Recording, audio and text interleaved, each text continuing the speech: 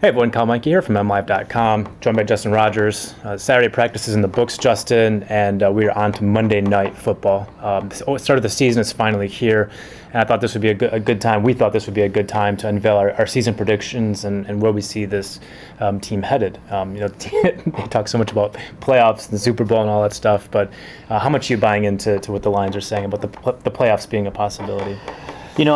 I made my predictions the other night. I went game by game. You'll see those on MLive later this weekend. But I wanted to make sure I made them without talking to other people to see what they're getting. I wanted my own pure predictions, and it turns out I'm the optimist in the group. I ended with a 9-7 record, and I think Sipping that's the Kool-Aid, huh? a little bit, like not enough to send this team to the playoffs, but yeah. I think they're good enough that they've made some nice additions in the offseason. The depth is a little bit better, and the one thing I really like is what Caldwell's done in preparing them during practices.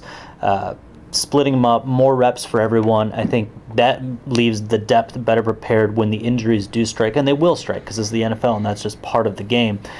So I think there will be a lesser drop-off when those backup players are forced into starting roles, and it will result in a couple more victories. I'm not thrusting them into the playoffs. I think that's a little premature at this point, but they can win 9 games. I do believe that. I think they can win 10.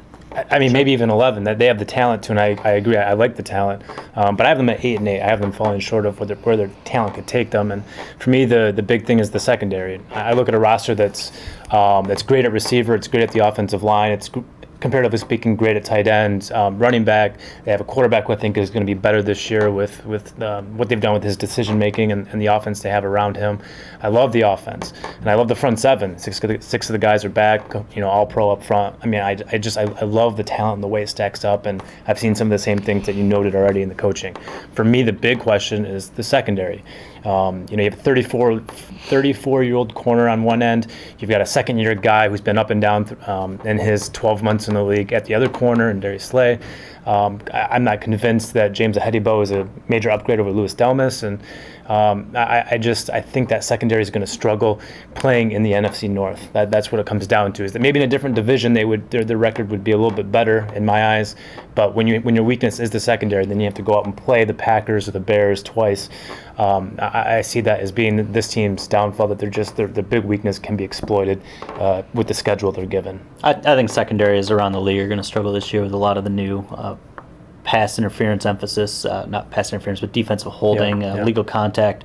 I think the Lions will cover up some of those weaknesses with a new defensive scheme that will involve more pass rush coming from varied directions, will force more bad decisions, they'll generate some more turnovers. It'll cover up some of the weaknesses. You're right, though. The secondary is a big question mark. But the stat I go back to all the time, and we've referenced it a ton of times because it's such a great stat, is the Lions were leading or tied in the fourth quarter 15 of the 16 games last year. YOLO.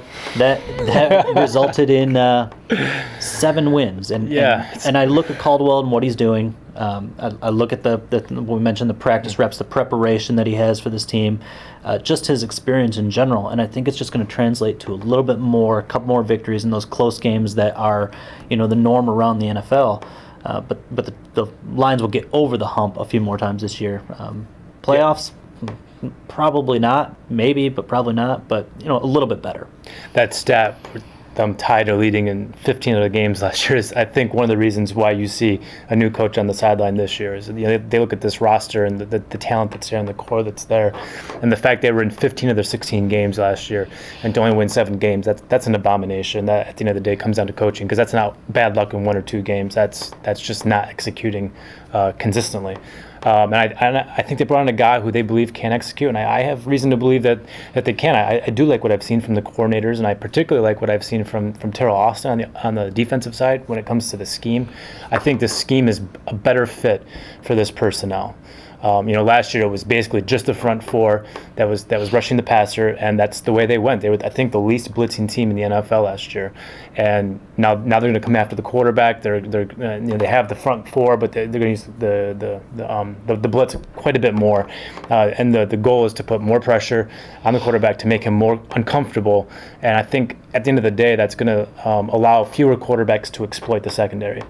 But again, Aaron Rodgers, Jay Cutler, Brandon Marshall, on and on and on. I think at the end of the day, you're not looking at an above 500 team against this schedule. And speaking of those division opponents, I'm 9-7, Kyle's 8-8, but we both agree that the end of the season's where problems are going to arise. This team should be in position to be fighting for a playoff spot at the end of the season. But the last two games at Chicago, at Green Bay, cold weather, tough opponents.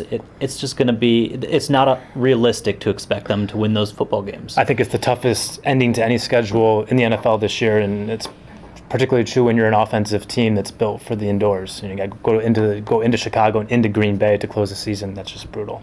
That's the story of this franchise in a lot of ways. It's bad luck for this team. I think we agree they'll be in contention and they're talented enough to make it interesting.